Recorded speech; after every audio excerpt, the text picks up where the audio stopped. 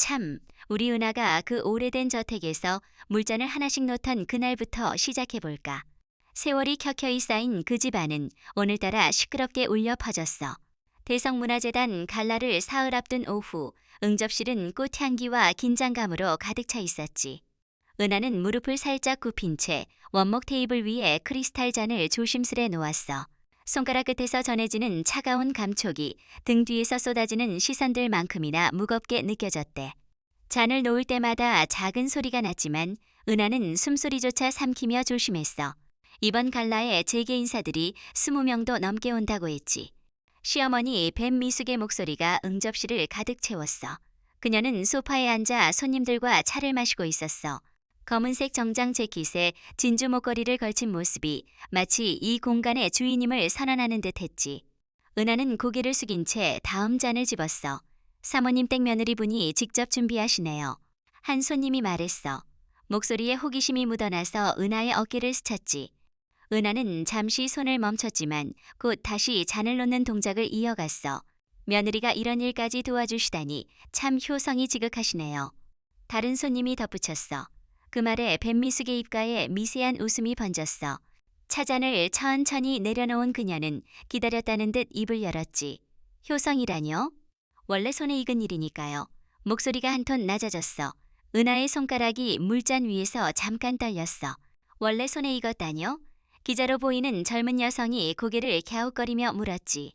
그 순간 뱀미숙은 손님들을 향해 부드럽게 웃었어. 하지만 그 웃음의 온도는 차가운 유리잔보다 더 낮았어. 따님이신가요? 기자가 은하를 향해 물었어. 그 질문에 응접실의 공기가 잠시 멈춘 듯 했지. 은하는 물잔을 놓은 채 고개를 들지 않았어. 손바닥에 땀이 배어들기 시작했어. 아니요, 뱀미숙이 대답했어. 며느리예요. 청소부 딸이라 예절이 조금 서툴지요. 그 말이 떨어지자 은하의 손이 완전히 멈췄어. 물잔 하나가 손가락 끝에서 미끄러질 뻔했지만 재빨리 잡았지. 하지만 숨을 멈출 수는 없었어. 가슴속 어딘가에서 뜨거운 무언가가 치밀어 올랐지만 은하는 그것을 입술 안쪽으로 밀어넣었어. 아, 그러시구나. 손님들의 목소리가 조금씩 작아졌어. 누군가는 차잔을 들었고 누군가는 시선을 피했지. 은하는 마지막 물잔을 테이블 끝에 놓았어. 손끝이 차갑게 식어가는 게 느껴졌어. 은하야, 물 좀 더 가져와. 뱀 미숙이 말했지. 명령조는 아니었지만 부탁도 아니었어. 은하는 고개를 끄덕이며 몸을 돌렸어. 그 순간 창밖으로 보이는 풍경이 시야에 들어왔어. 유리창 너머 멀리 대성산업 본사의 검은색 간판이 보였지. 햇빛을 받아 반짝이는 금색 글자들이 마치 다른 세상처럼 느껴졌어. 은하는 그 간판을 잠시 바라봤어. 응접실의 화려한 꽃병, 값비싼 소파, 크리스탈 잔들이 유리창에 희미하게 비쳤지. 그 안에 서 있는 자신의 모습도 함께요. 안쪽은 화려했지만 유리창 너머 세상은 그보다 훨씬 넓고 단단해 보였어. 은하는 천천히 고개를 돌렸어. 손님들은 여전히 이야기를 나누고 있었고 뱀미숙은 웃고 있었어. 하지만 은하의 귀에는 아무 소리도 들리지 않았어. 마치 소리가 다 빠져나간 방 안에 혼자 있는 것 같았지. 그녀는 응접실을 나와 복도를 걸었어. 발소리가 대리석 바닥에 작게 울렸어. 부엌으로 향하는 길 벽에 걸린 가족 사진들이 지나갔지. 남편과 시어머니가 웃고 있는 사진들이었어. 은하가 없는 사진들이야. 부엌에 도착한 은하는 물병을 집었어. 손이 떨리지 않았어. 눈물도 나오지 않았지. 다만 가슴속 어딘가가 조용히 단단해지고 있었어. 창밖으로 다시 한번 대성산업 본사가 보였어. 이번에는 더 또렷하게요. 은하는 그 간판을 오래 바라봤어. 입술이 살짝 움직였지만 소리는 나오지 않았어. 안쪽의 화려함과 밖의 현실 사이에서 물병을 든 채 서 있었지. 응접실에서의 일이 있은 후 은하는 자신의 방으로 돌아왔어. 문을 닫는 순간 복도의 웃음소리가 차단됐어. 방 안은 고요했지. 은하는 침대 끝에 앉았어. 책상 위에 놓인 노트북이 눈에 들어왔어. 검은 화면에는 그녀의 얼굴이 희미하게 비쳤어. 은하는 천천히 노트북을 열었어. 화면이 켜지자 바탕 화면에 저장된 파일 하나가 보였지. 파일명은 간단했어. 유언. 은하의 손가락이 마우스 위에서 잠시 멈췄어. 심장이 조금 빨리 뛰기 시작했어. 그녀는 숨을 한번 들이마신 뒤 파일을 클릭했어. 영상이 재생됐어. 화면 속에는 흰머리의 노인이 앉아 있었어. 대성산업 창업주 은하의 할아버지였지. 영상은 3년 전에 녹화된 것이었어. 은하야. 할아버지의 목소리가 스피커를 통해 흘러나왔어. 낮고 차분한 목소리였지. 은하는 무릎 위에 손을 가지런히 모았어. 이 영상을 보고 있다면 아마 힘든 일을 겪었을 거야. 사람들은 내가 누구의 딸인지 물을 거야. 어떤 집안 출신인지 궁금해할 거고. 은하는 화면을 가만히 바라봤어. 할아버지의 주름진 손이 책상 위에 놓여 있었어. 하지만 은하야, 기억해라. 이름은 내가 선택한 게 아니야. 그건 그냥 주어진 거지. 할아버지가 잠시 말을 멈췄어. 화면 속에서 그는 창밖을 바라봤어. 그리고 다시 카메라를 향해 고개를 돌렸지. 이름보다 행동이 너를 증명한다. 내가 어떻게 사는지, 어떤 선택을 하는지, 그게 진짜 내 이름이 되는 거야. 영상이 끝났어. 화면이 검게 변하며 다시 은하의 얼굴만 비쳤어. 그녀는 노트북을 닫지 않고 그대로 화면을 바라봤어. 은하는 천천히 일어나 거울 앞으로 걸어갔어. 벽에 걸린 전신 거울에는 평범한 옷을 입은 여자가 서 있었어. 은하는 자신의 눈을 똑바로 바라봤어. 이름은 주어졌지만 그녀가 작게 중얼거렸어. 목소리는 떨리지 않았어. 행동은 내가 만든다. 거울 속 자신의 입술이 움직이는 걸 보며 은하는 천천히 고개를 끄덕였어. 가슴속에서 무언가가 단단하게 자리 잡는 느낌이 들었어. 슬픔도 아니고 분노도 아닌 그저 차갑고 명확한 무언가였지. 창밖으로 해가 기울기 시작했어. 주황빛 햇살이 방 안으로 들어와 은하의 얼굴 반쪽을 비쳤어. 빛과 그림자가 그녀의 얼굴을 둘로 나눴지. 은하는 책상 서랍을 열었어. 안에 명함 한 장이 들어있었어. 대성산업전략 전무 강은하. 3년 전 할아버지가 직접 건네준 명함이었지. 당시 은하는 28살이었고 회사에서 평직원으로 일하고 있었어. 내가 준비됐을 때 쓰렴. 할아버지의 말이 떠올랐어. 은하는 명함을 손에 쥐었어. 종이의 감촉이 손바닥에 닿았어. 차갑고 매끈했지. 방문 밖에서 발소리가 들렸어. 은하는 명함을 다시 서랍에 넣었어. 아직은 아니었어. 아직 그 명함을 꺼낼 때가 아니었지. 그녀는 다시 거울 앞에 섰어. 이번에는 더 가까이 다가갔어. 자신의 눈동자를 자세히 들여다봤어. 그 안에는 흔들림이 없었어. 사람들은 내가 청소부의 딸이라고 했어. 은하가 거울을 향해 말했어. 하지만 그건 내가 아니야. 그건 그들이 나를 부르는 이름일 뿐이지. 그녀의 목소리는 조용했지만 단단했어. 마치 깨지지 않는 유리처럼요. 은하는 책상으로 돌아와 노트북을 다시 열었어. 이번에는 대성산업 경영보고서를 열었어. 수백 페이지에 달하는 자료였지. 은하는 첫 페이지를 펼쳤어. 밤이 깊어갔어. 방 안에는 노트북 불빛만 남았어. 은하는 자료를 읽으며 메모를 했어. 손끝이 키보드 위를 빠르게 움직였지. 창밖으로 달이 떠올랐어. 은은한 달빛이 방 안으로 스며들었어. 은하는 잠시 손을 멈추고 창밖을 바라봤어. 멀리 대성산업 본사의 불빛이 보였어. 밤하늘에 떠있는 별처럼 빛나고 있었지. 은하는 다시 화면을 향했어. 입술이 살짝 올라갔어. 미소는 아니었어. 그저 결심이 담긴 표정이었지. 이름은 주어진 것이지만 행동은 선택하는 것입니다. 그리고 은하는 이미 자신의 선택을 알고 있었어. 다음 날 아침은 평소처럼 일찍 일어났어. 시계는 6시를 가리키고 있었어. 창밖은 아직 어둠이 남아 있었지. 은하는 옷장에서 검은색 원피스를 꺼내 입고 거울 앞에서 머리를 단정하게 묶었어. 식탁에는 이미 아침 준비가 되어 있었어. 은하는 혼자 앉아 차를 마셨어. 저택은 조용했어. 시어머니 뱀미숙은 아직 일어나지 않았지. 7시쯤 가사 도우미가 부엌에서 나왔어. 그녀는 은하를 보며 조심스럽게 다가왔어. 사모님이 응접실 물 다시 세팅하래요. 목소리가 낮게 가라앉아 있었어. 은하는 고개를 끄덕였어. 차잔을 내려놓고 일어섰어. 응접실로 간 은하는 어제 놓았던 물잔들을 하나씩 들어 부엌으로 가져갔어. 물을 버리고 다시 채우고 다시 놓았어. 같은 자리야. 작업을 마치고 돌아서는데 계단 위에서 뱀 미숙이 내려오고 있었어. 회색 정장에 진주 귀걸이를 한 모습이었지. 갈라 준비 많이 남았어. 손님들 오시면 내가 문 앞에서 맞이해. 네. 뱀 미숙은 더 이상 말하지 않고 자신의 방으로 들어갔어. 은하는 창가로 걸어가 유리창 너머 도시의 풍경을 바라봤어. 멀리 고층 건물들이 줄지어 있었지. 같은 시각 명진 법률사무소 남편 준호는 회의실에 앉아 있었어. 테이블 위에는 서류 뭉치가 쌓여 있었어. 대성산업자문 계약 자료였지. 준호의 눈 밑에는 다크서클이 드리워져 있었어. 이번 계약 따내야 해. 200억짜리 계약이잖아. 이거 놓치면 우리 팀 해체야. 옆자리 동료가 말했어.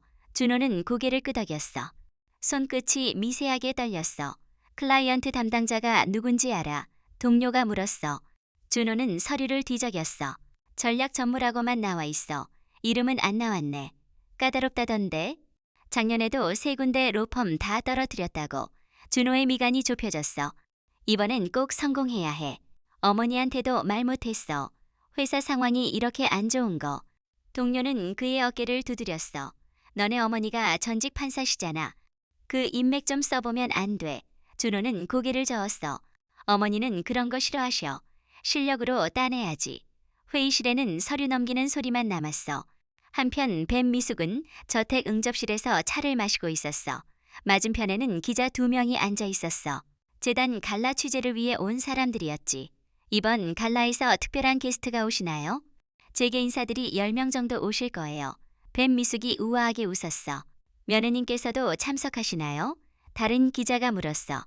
뱀미숙의 손이 차잔 위에서 잠깐 멈췄어. 물론이죠. 우리 며느리 손님 응대 참 잘해요. 피가 어디 가나.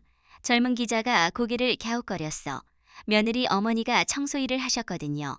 그래서 집안일을 자연스럽게 배웠나 봐요. 기자들이 수첩에 뭔가를 적기 시작했어. 뱀미숙은 여전히 웃고 있었어. 복도에서 은하는 그 대화를 들었어. 응접실로 차를 가져가려던 참이었지. 쟁반을 든 손이 미세하게 떨렸어. 하지만 은하는 멈추지 않았어. 응접실 문을 열고 들어갔어. 기자들이 그녀를 올려다봤어. 은하는 아무 말 없이 차를 내려놓았어. 고마워요. 한 기자가 말했어.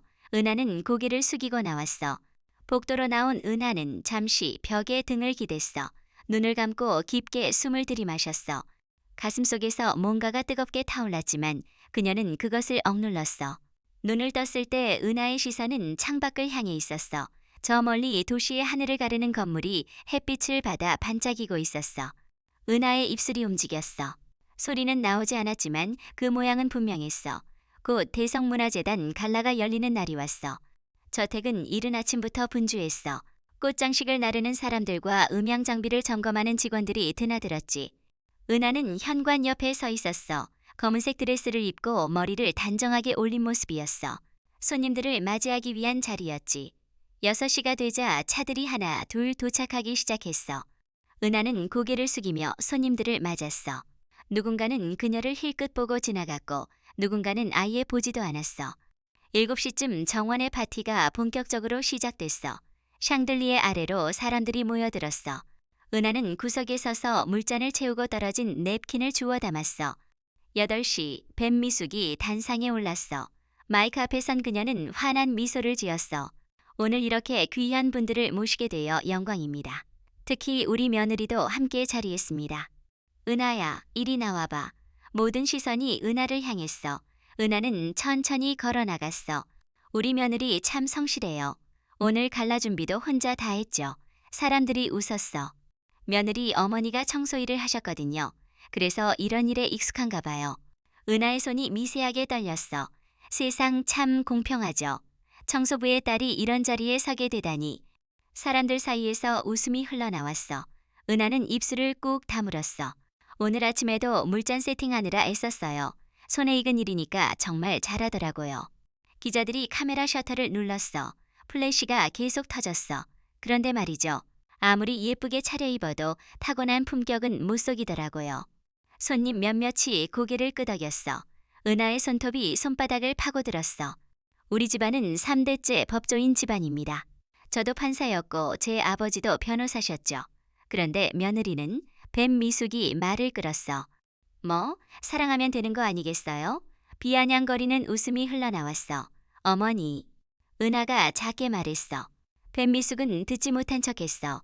요즘 젊은 사람들은 신분 같은 거 안 따지잖아요. 어머니 그만하시죠. 은하가 조금 더 크게 말했어. 주변 사람들도 들을 수 있는 목소리였어. 정원이 조용해졌어. 뱀미숙이 천천히 은하를 돌아봤어. 뭐라고 제발 그만하시죠. 은하가 다시 말했어. 목소리는 떨리지 않았어. 뱀미숙의 얼굴이 굳어졌어. 그녀는 은하에게 천천히 다가갔어. 감히 나한테 입을 열어. 뱀 미숙이 낮게 말했어. 은하의 손을 움켜쥐었어. 손가락에 낀 결혼 반지를 움켜쥐었지. 이 반지 내가 낄 자격이 있어. 은하의 눈이 커졌어. 어머니, 청소부 딸 주제에 우리 집안 반지를 끼고 다녀 정신이 나갔어. 뱀 미숙이 반지를 잡아당겼어. 은하의 손가락이 꺾였어. 통증이 손끝에서 팔까지 번졌어. 어머니, 아파요. 하지만 뱀 미숙은 멈추지 않았어. 더 세게 잡아당겼어. 반지가 빠져나왔어. 은하의 손가락 끝에서 피가 맺혔어. 붉은 핏방울이 잔디 위로 떨어졌어. 이 꼴로는 우리 집 문턱도 넘지 마. 당장 나가. 정원이 숨을 죽였어. 카메라 셔터 소리만 계속 터져 나왔어. 은하는 자신의 손가락을 바라봤어. 피가 손등으로 흘러내렸어. 하지만 그녀는 울지 않았어. 그녀는 천천히 고개를 들었어. 뱀 미숙을 똑바로 바라봤어. 그리고 아무 말 없이 몸을 돌렸어. 정원을 가로질러 걸어가는 은하를 사람들이 지켜봤어. 누군가 속삭였어. 누군가는 고개를 돌렸어. 하지만 아무도 그녀를 막지 않았어. 은하가 저택문을 나서자 빗방울이 떨어지기 시작했어. 처음엔 한두 방울이었어. 곧 폭우가 쏟아졌지. 은하는 비를 맞으며 걸었어. 드레스가 젖었어. 머리카락이 얼굴에 달라붙었어. 하지만 그녀는 멈추지 않았어. 손가락에서 흐르는 피가 빗물과 섞였어. 붉은 물이 손등을 타고 흘러내렸어. 은하는 그것을 보지 않았어. 그저 앞만 보고 걸었지. 저택 뒤에서 들리는 웃음소리가 빗소리에 묻혔어. 문이 닫혔어. 그 문 너머에는 화려한 불빛이 남아 있었어. 하지만 은하가 서 있는 곳은 어둠이었어. 빛 속에 고요한 어둠이었지.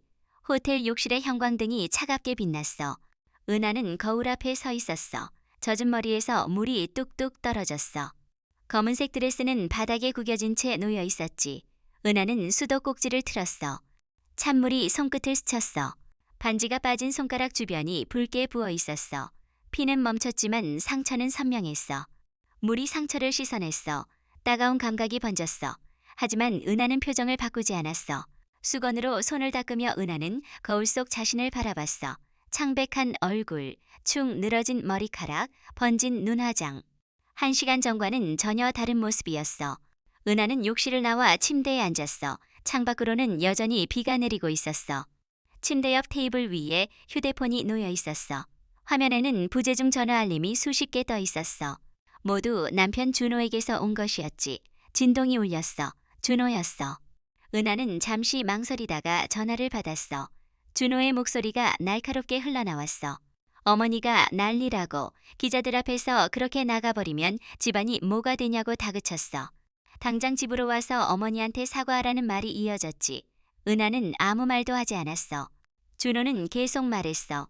손님들 앞에서 말대꾸한 것 때문에 어머니가 화났다고, 은하가 분위기 파악을 못했다고 비난했어. 갈라 같은 자리에서는 원래 그런 거라고, 은하가 너무 예민하게 받아들인다고 말했지. 은하는 반지 이야기를 꺼냈어. 어머니가 손가락에서 반지를 빼앗아 갔다고요. 전화기 너머로 잠깐 침묵이 흘렀어. 준호가 말끝을 흐렸어. 그래도 반지까지는. 하지만 곧 목소리가 달라졌어. 은하가 어머니를 얼마나 화나게 했으면 그랬겠냐고. 어머니 입장도 생각하라고 다그쳤어. 집에 안 갈게요. 은하가 말했어. 준호의 목소리가 더 날카로워졌어. 지금 장난이냐고. 자기가 중요한 계약 때문에 정신없는데 이럴 때 집안일로 문제 만들지 말라고 말했어. 명진이 어렵고 대성산업 계약이 떨어지면 자기가 회사에서 잘린다고. 이럴 때 은하가 어머니를 화나게 하면 안 된다고 말했지. 은하가 좀 참으면 되지 않냐고. 어머니가 원래 좀 그러시지만 넘어가면 되는 거 아니냐고 말했어. 은하는 더 이상 대답하지 않았어. 준호는 내일 아침까지 집에 와서 어머니한테 빌라고 말했어. 은하가 다시 돌아가지 않겠다고 하자 준호의 목소리가 반말로 바뀌었어. 강은하, 지금 나한테 어떻게 하는 거냐고. 정신 좀 차리라고 소리쳤지. 은하는 전화를 끊었어. 휴대폰을 침대 위에 내려놓았어. 다시 진동이 울렸지만 은하는 받지 않았어. 그녀는 일어나 창가로 걸어갔어. 빗줄기가 유리창을 타고 흘러내리고 있었어. 은하는 이마를 차가운 유리에 기댔어. 가슴속이 텅 빈 것 같았어. 화가 나지도 않았어. 슬프지도 않았지. 그저 고요했어. 은하는 가방에서 노트북을 꺼냈어. 화면을 켰어. 바탕 화면에는 할아버지의 유언 파일이 있었어. 그 옆에 이름 없는 폴더 하나가 보였지. 은하는 폴더를 클릭했어. 안에는 수백 개의 파일이 들어있었어. 회의록, 재무제표, 계약서들이었지. 그녀는 파일을 하나씩 열어보기 시작했어. 명진법률사무소 계약 내역이 눈에 들어왔어. 10년 동안의 자문 기록, 계약 금액, 담당 변호사 명단. 그중 한 이름이 있었어. 강준호. 은하의 손가락이 키보드 위에서 멈췄어. 그녀는 화면을 가만히 바라봤어. 거울 속 할아버지의 목소리가 떠올랐어. 감정으로 무너뜨리면 그들과 다를 게 없다는 말이었지. 복수는 감정이 아니라 절차와 실력으로 하는 거예요. 은하는 중얼거렸어. 그녀의 입술이 살짝 올라갔어. 미소는 아니었어. 그저 결심이 담긴 표정이었지. 노트북 화면에는 새로운 문서가 열렸어. 로펌 평가 기준표였어. 은하는 그 표를 천천히 읽기 시작했어. 창밖으로 비는 여전히 내리고 있었어. 하지만 은하는 더 이상 빗소리를 듣지 않았어. 다음날 아침 대성산업 본사 로비는 출근하는 직원들로 분주했어. 회전문을 통과하는 사람들, 엘리베이터 앞에 줄지어 선 사람들, 평범한 아침이었지. 하지만 오늘은 달랐어. 8시 50분 정문이 열렸어. 검은색 정장을 입은 여자가 들어왔어. 머리는 단정하게 뒤로 묶여 있었고 하이힐 소리가 대리석 바닥에 또렷하게 울렸어. 은하였어. 그녀는 정면을 바라보며 걸었어. 시선을 좌우로 돌리지 않았지. 보안 데스크 앞에서 멈춘 은하는 검은색 카드를 꺼냈어. 보안 요원이 카드를 스캔했어. 기계에서 신호음이 울렸어. 요원의 눈이 커졌어. 그는 은하를 올려다보며 전략 전무님이라고 불렀어. 은하는 고개를 끄덕이며 수고하라고 말했어. 차갑지도 따뜻하지도 않은 목소리였지. 로비가 술렁이기 시작했어. 사람들이 속삭였어.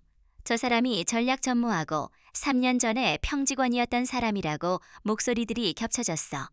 은하는 엘리베이터에 올랐어. 문이 닫히며 로비의 소음이 차단됐어.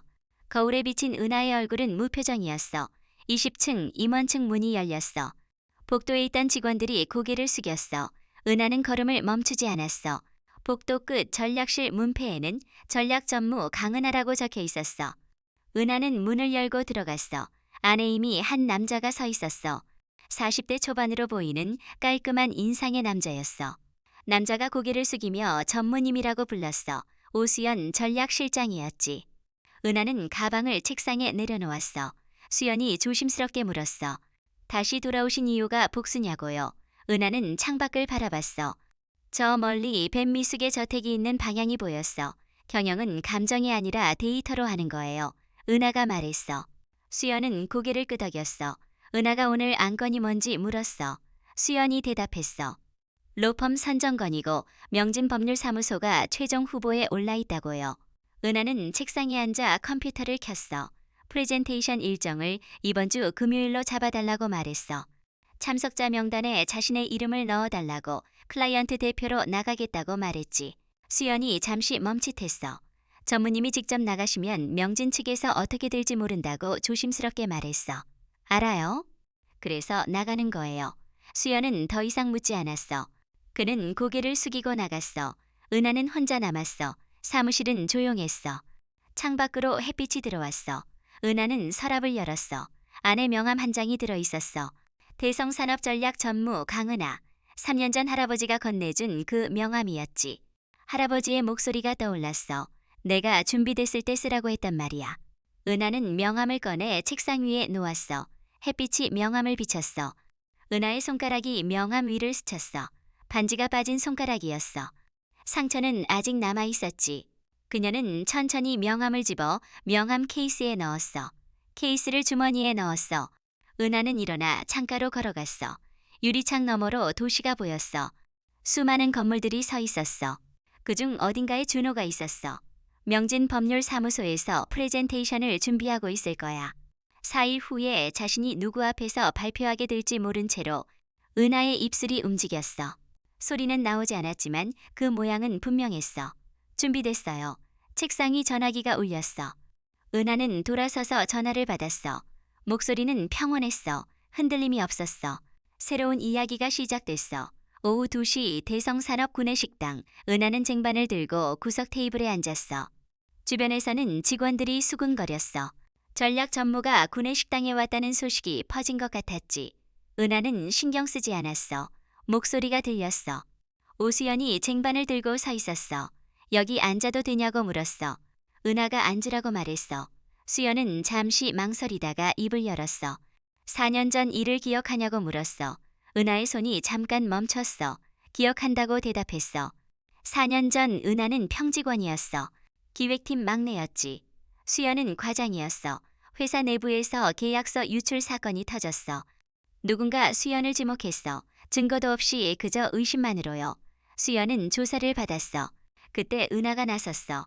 밤을 새워 로그 기록을 분석했어. 실제 유출자를 찾아냈어. 임원 중 한 명이었지. 은하는 증거를 이사회에 제출했어. 수연은 그렇게 살아남았어. 수연이 말했어.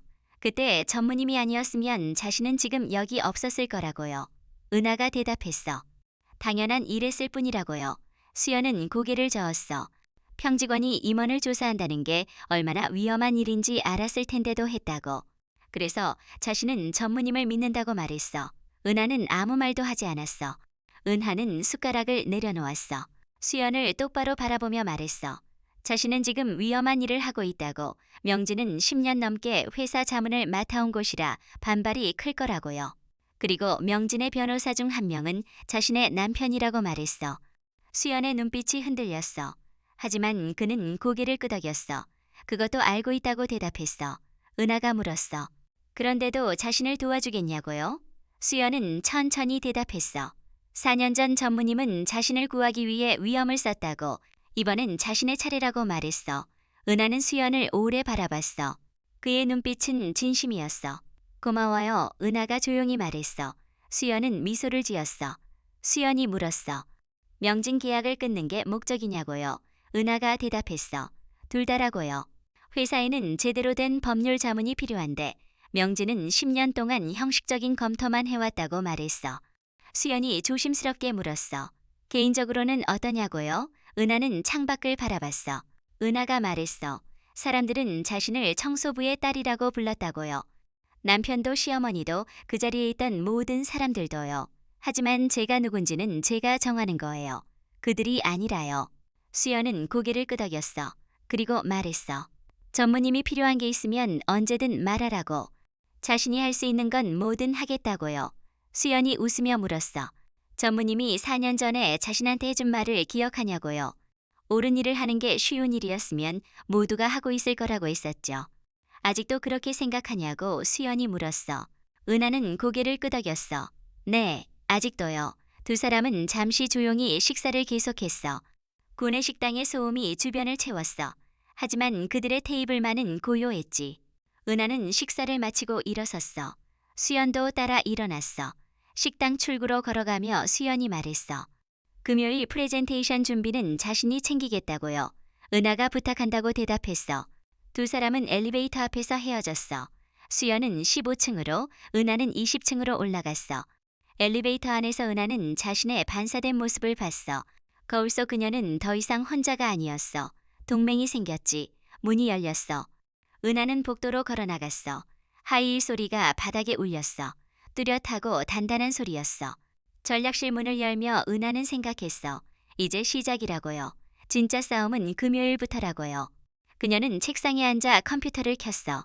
화면에는 명진법률사무소 평가 자료가 떠올랐어. 은하는 그 자료를 하나하나 읽기 시작했어. 창밖으로 해가 기울고 있었어. 이틀이 지났어.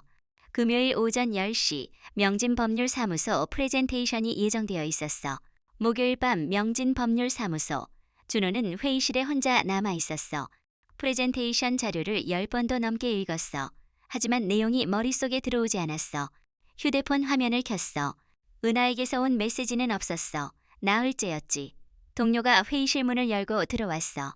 내일 클라이언트가 까다롭다던데 걱정이라고 말했어.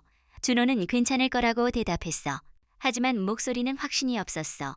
같은 시각 대성산업 20층, 은하는 여전히 사무실에 있었어. 화면에는 명진법률사무소 과거 3년간의 자문 보고서가 떠 있었어. 빨간색 형광펜으로 표시된 부분들이 눈에 띄었어. 부실한 검토, 형식적인 의견서들이었지. 문이 노크됐어. 수연이 커피를 들고 들어와 준비는 다 됐냐고 물었어. 은하는 고개를 끄덕였어. 괜찮아요. 이제 준비된 것 같아요. 금요일 아침 명진법률사무소 팀이 대성산업본사에 도착했어. 준호를 포함해 5명이었어. 엘리베이터 안에서 준호는 넥타이를 고쳤어. 손이 떨렸어. 이마에는 땀이 맺혀 있었어. 18층 회의실. 준호는 자리에 앉았어. 테이블 반대편 중앙 자리는 비어 있었어. 명패가 놓여 있었어. 전략 전무 강은하. 준호의 심장이 빠르게 뛰기 시작했어. 10시 정각 회의실 문이 열렸어. 은하가 들어왔어. 검은색 정장에 머리를 뒤로 묶은 모습이었지. 준호의 얼굴이 하얗게 질렸어. 은하는 중앙 자리에 앉아 노트를 꺼냈어. 천천히 고개를 들었어. 그녀의 시선이 준호와 마주쳤어. 은하의 얼굴에는 아무 표정도 없었어. 마치 처음 보는 사람을 대하듯 그녀는 그를 바라봤어. 시작하시죠. 목소리는 차갑고 명확했어. 준호는 노트북을 열었어. 손이 떨렸어. 화면이 켜지는 시간이 영원처럼 느껴졌어. 프레젠테이션이 시작됐어. 준호가 명진법률사무소의 실적과 경력을 소개했어. 목소리가 자꾸 떨렸어. 은하는 가만히 듣고 있었어. 때때로 노트에 뭔가를 적었어. 표정은 변하지 않았어. 10분이 지났어. 준호는 과거 사례를 설명했어. 대성산업과의 10년 협력 관계를 나열했어. 은하가 손을 들었어. 준호의 말이 멈췄어. 잠깐만요. 은하가 노트를 펼쳤어. 지난 3년간 명진이 제출한 자문 의견서를 검토했다고 말했어. 특정 계약건에 대한 법률 근거가 명확하지 않다고 지적했어. 준호는 대답을 준비했지만 말이 나오지 않았어. 동료가 대신 대답했어. 하지만 은하는 고개를 저었어. 더 구체적으로, 더 날카롭게 다시 물었어. 회의실의 공기가 무거워졌어. 준호는 땀을 닦았어. 은하의 질문은 계속됐어. 하나하나가 정확하고 날카로웠어. 20분이 더 지났어. 명진팀은 점점 방어적이 되었어. 마침내 프레젠테이션이 끝났어. 준호는 노트북을 닫았어. 손이 떨려서 2번이나 실수했어. 은하가 일어섰어. 검토 후 연락드리겠습니다. 그게 전부였어. 은하는 가방을 들고 회의실을 나갔어. 문이 닫혔어. 준호는 그대로 앉아 있었어. 움직일 수 없었어. 동료가 어깨를 두드리며 가자고 말했어. 준호는 천천히 일어섰어. 다리에 힘이 없었어. 복도로 나오며 준호는 뒤를 돌아봤어. 은하의 뒷모습이 보였어. 그녀는 멀어지고 있었어. 준호는 그 모습을 한참 바라봤어. 프레젠테이션이 끝난 지 3시간이 지났어. 은하는 전략실에 앉아 있었어. 책상 위에는 명진법률사무소 평가 보고서가 놓여 있었어. 수연이 문을 노크하고 들어왔어. 그는 은하 앞에 앉으며 결정했냐고 물었어. 은하는 보고서를 넘기며 대답했어. 명진법률사무소와의 계약을 종료하겠다고요. 수연이 조심스럽게 물었어. 강 변호사에게는 어떻게 통보하냐고요. 공식 문서로 발송하세요. 다른 로펌들과 똑같이요. 수연은 더 이상 묻지 않았어. 그는 나갔어. 은하는 혼자 남았어. 반지가 빠진 손가락을 바라봤어. 상처는 아물고 있었지만 흔적은 남아 있었어. 같은 시각 명진법률사무소. 준호는 자신의 자리에 앉아 있었어. 모니터 화면은 켜져 있었지만 그는 아무것도 보지 못했어. 동료가 다가와 괜찮냐고 물었어. 준호는 고개를 끄덕였어. 하지만 얼굴은 창백했어. 오후 4시 준호의 이메일함에 메시지가 도착했어. 발신자는 대성산업전략실이었어. 제목은 로펌 선정 결과 통보. 준호는 손이 떨리는 채로 이메일을 열었어. 귀사와의 자문 계약을 종료하기로 결정했습니다. 장기간의 협력에 감사드립니다. 서명란에는 전략 전무 강은하라고 적혀 있었어. 준호는 천천히 등받이에 기댔어. 천장을 바라봤어. 사무실 안이 소란스러워졌어. 팀장이 회의실로 모이라고 말했어. 회의실에 사람들이 모였어. 팀장이 말했어. 대성산업 계약이 종료됐다고, 200억 규모의 계약이 날아갔다고, 팀 해체를 검토 중이라고요. 회의실이 조용해졌어. 팀장이 준호를 바라보며 프레젠테이션에서 무슨 일이 있었냐고 물었어. 준호는 겨우 말했어. 클라이언트가 누구였는지 몰랐다고요. 회의가 끝났어. 사람들이 나갔어. 저녁 7시 준호는 집에 도착했어. 거실은 텅 비어 있었어. 은하의 물건들은 아무것도 남아있지 않았어. 준호는 소파에 앉았어. 주먹을 쥐었어. 휴대폰이 울렸어. 어머니 뱀미숙에게서 온 전화였어. 준호는 받았어. 뱀미숙의 목소리가 날카롭게 터져나왔어. 대성산업 계약을 날렸다며 소리쳤어. 은하를 데려와서 사과시키라고 말했어. 준호가 말했어. 은하가 전략 전무하고요. 전화기 너머로 침묵이 흘렀어. 뱀미숙이 말했어. 그럴 리가 없다고. 청소부 딸이라고요. 어머니, 은하는 청소부 딸이 아니었어요. 회장 손녀였다고요. 준호가 소리쳤어. 처음으로 어머니에게 소리를 질렀어. 준호는 전화를 끊었어. 휴대폰을 소파에 던졌어. 일어나 주먹으로 벽을 쳤어. 머릿속에는 오늘 아침 장면이 떠올랐어. 은하의 차가운 눈빛. 준호가 중얼거렸어. 날 이용한 거라고. 처음부터 다 계획이었다고요. 그는 다시 휴대폰을 집어들었어. 은하의 번호를 찾아 전화를 걸었어. 은하는 받지 않았어. 세 번째, 네 번째, 다섯 번째 모두 받지 않았어. 준호는 휴대폰을 바닥에 내던졌어. 화면이 깨지는 소리가 났어. 이렇게는 안 돼. 가만히 있을 수 없어. 그는 깨진 휴대폰을 주워들었어. 어머니에게 다시 전화를 걸었어. 같은 시각 대성산업본사, 은하는 여전히 사무실에 있었어. 창밖으로 도시의 야경이 보였어. 수많은 불빛들이 반짝이고 있었어. 은하는 책상 서랍을 열었어. 안에 명함이 들어있었어. 대성산업 전략전무 강은하. 그녀는 명함을 바라보다가 다시 서랍에 넣었어. 컴퓨터를 끄고 가방을 들었어. 사무실 불을 끄며 은하는 창밖을 마지막으로 바라봤어. 문을 닫고 나오며 은하는 생각했어. 이제 절반이 끝났다고. 며칠이 지났어. 뱀미숙의 저택 서재, 뱀미숙과 준호가 마주 앉아 있었어. 테이블 위에는 노트북과 서류들이 펼쳐져 있었어.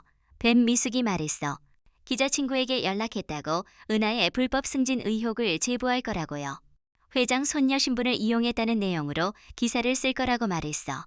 준호는 고개를 끄덕였어. 그의 눈빛에는 분노가 담겨 있었어. 어머니, 제가 명진에서 수집한 자료도 있어요. 대성산업 내부 자료를 은하가 어떻게 입수했는지 의심스러운 부분들이 있어요. 준호가 서류를 꺼내 보여줬어.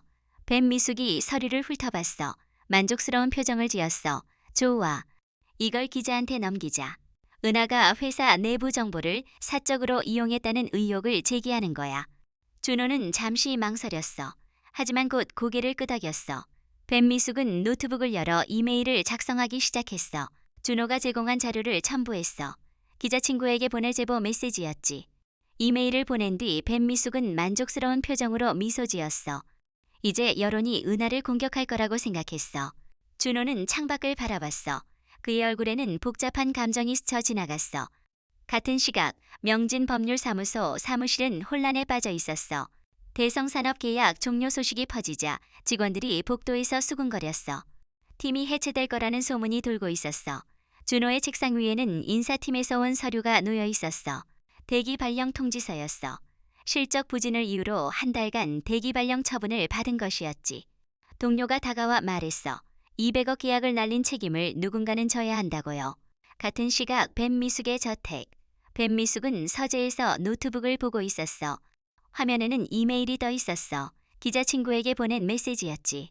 은하가 회장 손녀 신분을 이용해 불법 승진했다는 의혹, 회사 내부 정보를 사적으로 이용했다는 의혹을 제보한 내용이었어.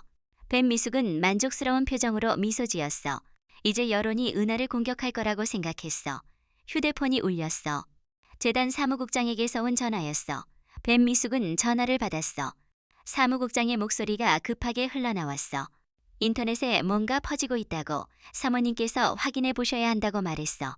뱀미숙은 전화를 끊고 포털 사이트를 열었어. 실시간 검색어 상위에 자신의 이름이 올라와 있었어. 뱀미숙은 기사를 클릭했어.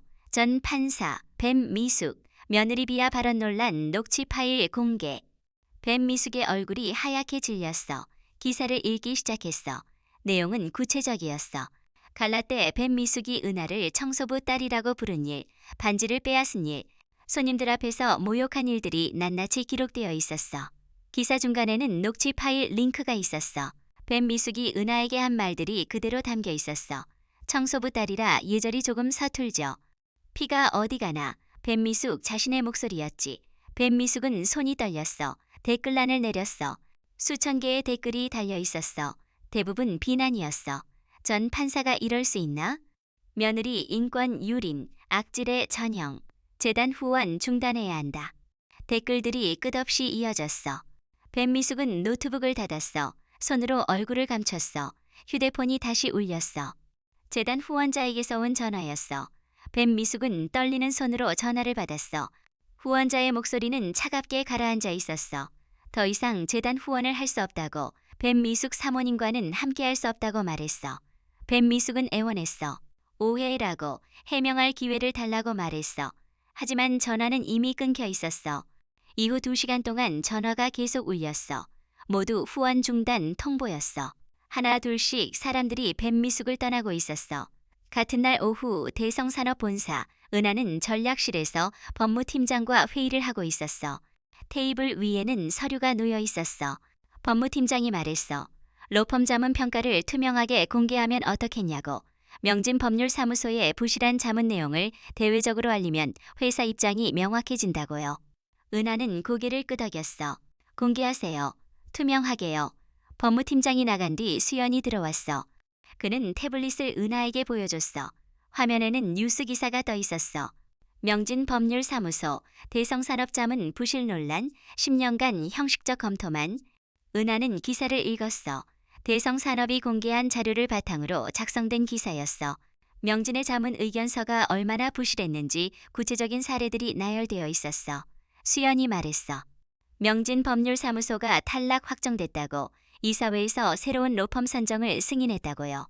은하는 고개를 끄덕였어. 저녁 6시 명진법률사무소. 준호는 팀장실에 불려갔어. 팀장이 준호를 보며 말했어.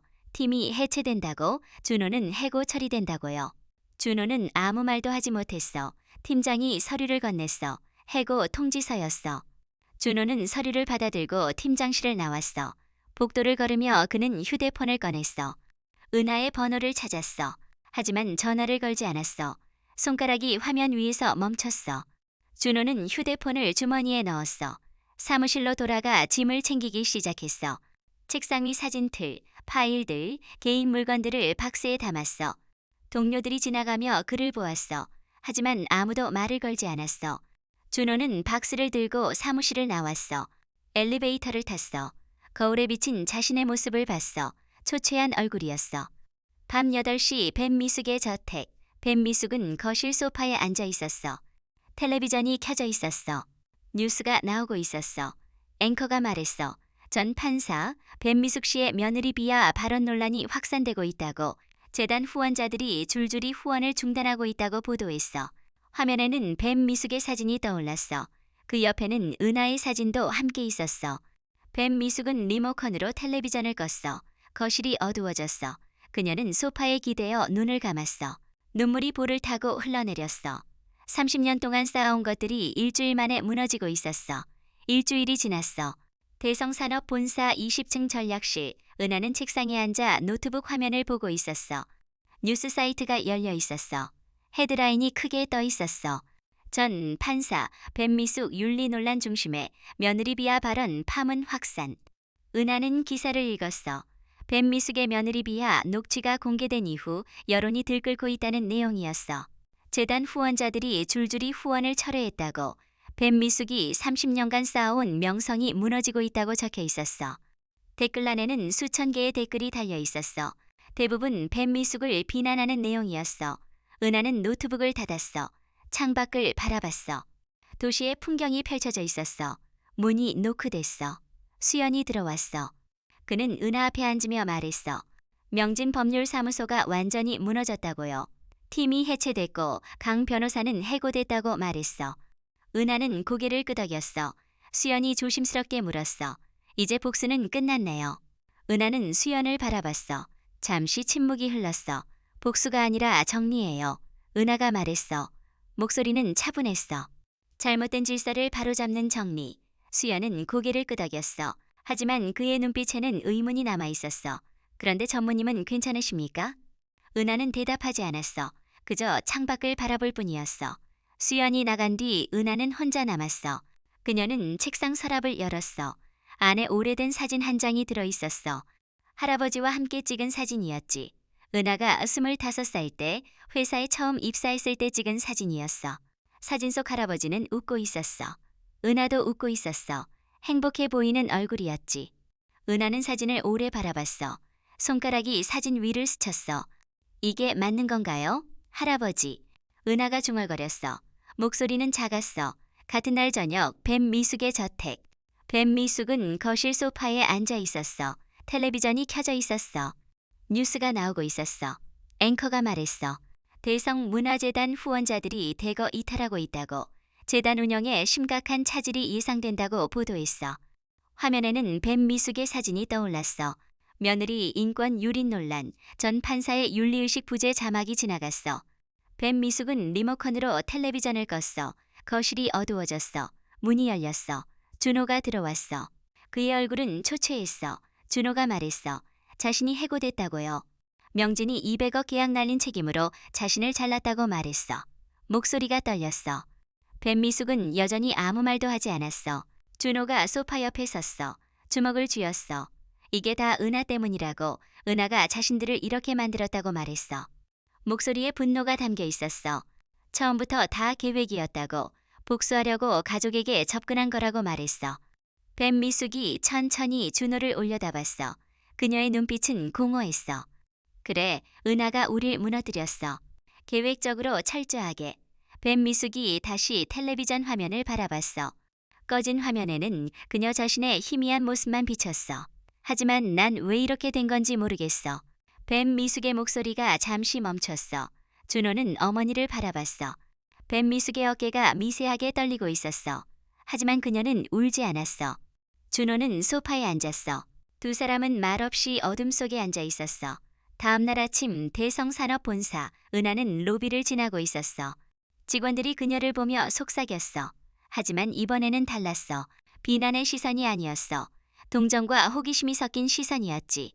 며느리 비하 사건 이후 은하를 바라보는 시선이 바뀌고 있었어. 사람들은 이제 은하가 피해자였다는 걸 알았어. 은하는 엘리베이터를 탔어. 20층으로 올라갔어. 전략실에 도착하자 수연이 기다리고 있었어. 그는 서류를 은하에게 건넸어. 새로운 로펌과 계약이 완료됐습니다. 다음 주부터 자문을 시작합니다. 은하는 서류를 받아들었어. 고개를 끄덕였어. 수연이 말했어. 전무님, 이사회에서 연락이 왔습니다. 다음 주 회의에 참석해달라고요. 은하는 창밖을 바라봤어. 알겠어요. 수연이 나간 뒤 은하는 의자에 앉았어. 책상 위에 놓인 명함을 집어들었어. 대성산업전략 전무 강은하. 은하는 명함을 오래 바라봤어. 그리고 천천히 서랍에 넣었어. 휴대폰이 진동했어. 문자 메시지였어. 발신자는 모르는 번호였어. 은하는 메시지를 열었어. 전무님, 대성문화재단 창립 50주년 갈라가 이번 주 금요일에 열립니다. 참석 가능하신지 회신 부탁드립니다. 은하는 메시지를 읽고 휴대폰을 내려놓았어. 그녀는 창밖을 바라봤어. 금요일 은하는 생각했어. 그날이 마지막이 될 거예요. 금요일 저녁 대성문화재단 창립 50주년 갈라가 열리는 날이었어. 저택 정원에는 샹들리에가 환하게 빛나고 있었어. 원형 테이블마다 재계 인사들과 언론인들이 자리를 채우고 있었어. 샴페인 잔이 부딪히는 소리, 재즈밴드의 연주, 카메라 플래시가 뒤섞였어. 뱀 미숙은 오지 않았어. 재단 이사들이 대신 행사를 진행하고 있었어. 며느리 비하 발언 녹취가 공개된 후 그녀는 공식 석상에 나타나지 않았으니까요. 은하는 정원 입구에 서 있었어. 검은색 드레스가 바람에 흔들렸어. 재단에서 보낸 초대장을 들고 있었지. 그녀는 정원을 바라봤어. 화려한 조명 아래 사람들이 웃고 떠들고 있었어. 은하는 안으로 걸어 들어갔어. 사람들 사이를 지나갈 때마다 대화가 멈췄어. 시선이 그녀에게 쏠렸어. 누군가 속삭였어. 저 사람이 강전무라고, 청소부 딸이라고 모욕당했던 사람이라고. 은하는 단상 앞 테이블에 앉았어. 원래 뱀 미숙이 앉아야 할 자리였지.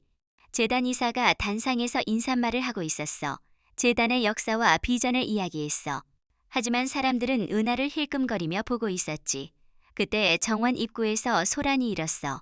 문이 거칠게 열렸어. 뱀 미숙이 나타났어. 정원이 조용해졌어. 재즈밴드도 연주를 멈췄어. 뱀 미숙의 모습은 달라져 있었어. 머리는 흐트러져 있었고 화장은 번져 있었어. 드레스는 구겨져 있었고 걸음이 불안정했어. 경비원이 다가갔어. 죄송합니다만 비켜요. 뱀 미숙이 소리쳤어. 그녀는 단상으로 향했어. 사람들이 길을 비켰어. 재단 이사가 물러섰어. 뱀 미숙은 단상에 올라갔어. 기자들의 카메라가 그녀를 향했어. 뱀 미숙은 정원을 둘러봤어. 그리고 은하를 발견했어. 은하야. 떨리는 목소리가 울려 퍼졌어. 내가 할 말이 있어. 은하는 움직이지 않았어. 내가 잘못했어. 뱀미숙이 소리쳤어. 청소부 딸이라고 욕했던 거 그 입이 더러웠어. 사람들 앞에서 모욕하고 하인처럼 부렸어. 그날 내 손가락에서 반지를 빼앗고 비 오는 밤에 쫓아냈잖아. 눈물이 흘러내렸어. 용서받고 싶어. 내가 상속녀라는 걸 몰랐어도 변명이 안 돼. 내가 괴물이었어. 뱀미숙이 무릎을 꿇었어. 구두굽이 미끄러졌어. 몸이 기울었어. 진주 목걸이가 끊어졌어. 진주들이 바닥에 흩어졌어. 구르는 소리가 정원에 울렸어. 기자들이 셔터를 눌렀어. 플래시가 터졌어. 뉴스 자막이 떴어.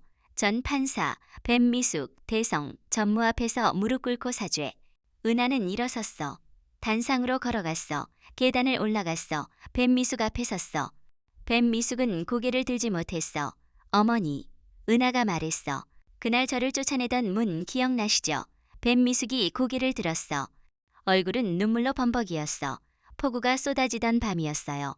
어머니는 제 손에서 반지를 빼앗고 저를 밖으로 밀어냈죠. 문이 닫히는 소리가 천둥처럼 들렸어요. 문 뒤에서 들리던 웃음소리도 기억납니다. 은하가 멈췄어. 그런데 어머니, 지금 보니 그 문은 제게 닫힌 게 아니었네요. 은하가 손을 내밀었어. 이젠 그 문 어머니께 열어드릴게요.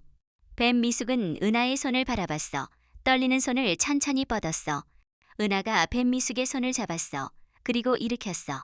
뱀미숙이 비틀거리며 일어섰어. 두 사람이 마주섰어. 모든 사람이 숨죽여 지켜봤어. 은하가 정원을 향해 돌아섰어. 여러분께 한 가지 말씀드리고 싶습니다. 사람을 무릎 꿇게 만드는 건 신분이 아니라 잘못입니다. 우리가 뿌린 씨앗은 반드시 거두게 되어 있어요. 오늘 목격한 것은 복수가 아닙니다. 잘못된 질서가 스스로 무너지는 과정일 뿐입니다. 저는 청소부의 딸이 아닙니다. 하지만 설령 그랬다 해도 그것이 제 가치를 결정하지는 않습니다. 사람의 가치는 태생이 아니라 품격으로 결정되니까요. 음악이 멈췄어. 조명이 하나 둘 꺼지기 시작했어. 마지막 스포트라이트만 남았어. 그 빛이 은하의 얼굴을 비쳤어. 그녀의 표정은 평온했어. 복수의 기쁨도 승리의 미소도 없었어. 그저 고요한 결의만이 있을 뿐이었지. 갈라가 끝나고 4개월이 지났어. 월요일 아침 은하는 대성산업 본사 부회장실에 앉아 있었어. 창밖으로 서울 도심이 내려다 보였어. 25층 높이에서 바라본 세상은 작고 고요했어. 커피잔을 손에 들고 있었지만 이미 차갑게 식어 있었어. 책상 위에는 신문들이 쌓여 있었어. 표면 헤드라인이 크게 박혀 있었어. 청소부의 딸로 알려진 상속녀 대성 부회장 공식 취임. 은하는 신문을 내려다봤어. 갈라에서 뱀미숙을 일으켜 세우는 자신의 사진이 실려 있었어. 그 순간이 마치 한참 전의 일처럼 느껴졌어. 문이 열렸어. 오수연이 들어왔어. 그의 손에는 두꺼운 서류 뭉치가 들려 있었어. 취임식 준비가 완료됐습니다. 오후 3시에 시작합니다. 수연이 서류를 책상 위에 내려놓으며 말했어. 은하가 고개를 들었어. 눈 밑에 옅은 그늘이 져 있었어. 언론사 150곳에서 취재 요청이 들어왔습니다. 인터뷰는 어떻게 하시겠습니까? 모두 거절해 주세요. 취임사만 발표하고 끝낼 겁니다. 은하의 목소리는 낮고 단호했어. 수연이 또 다른 서류를 내밀었어. 은하가 서류를 받아 펼쳤어. 주주명부였어. 숫자들이 빼곡히 적혀 있었어. 이제 부회장님이 최대 주주십니다. 할아버님 유산과 합쳐서 지분 47%를 보유하게 되셨어요. 은하가 마지막 페이지로 넘겼어. 서명란에 비어 있었어. 수연이 건넨 펜을 받아 서명했어. 강은하. 세 글자가 종이 위에 선명하게 새겨졌어. 펜을 내려놓는 순간 손가락이 미세하게 떨렸어. 뱀미숙 전 판사는 어떻게 지내나요? 은하가 창밖으로 시선을 돌리며 물었어. 구름 한 점 없는 맑은 하늘이 펼쳐져 있었어. 재단 이사직을 사퇴하고 모든 공직에서 물러났습니다. 자택에 은둔 중이라고 들었습니다. 은하의 표정에 복잡한 감정이 스쳤어. 승리의 기쁨도 복수의 쾌감도 아니었어. 그저 긴 여정이 끝났다는 피로감 같은 것이었지. 노크 소리가 들렸어. 비서가 문을 열고 들어왔어. 표정이 긴장되어 있었어. 부회장님, 로비에 손님이 오셨습니다. 김영철 회장님이십니다. 은하와 수연이 시선을 주고받았어. 김영철은 업계의 거물이었어. 대성과 오랜 경쟁 관계에 있던 한진그룹의 회장이었지. 그가 직접 찾아온다는 것은 예사로운 일이 아니었어. 잠시 후 김영철이 부회장실로 들어왔어.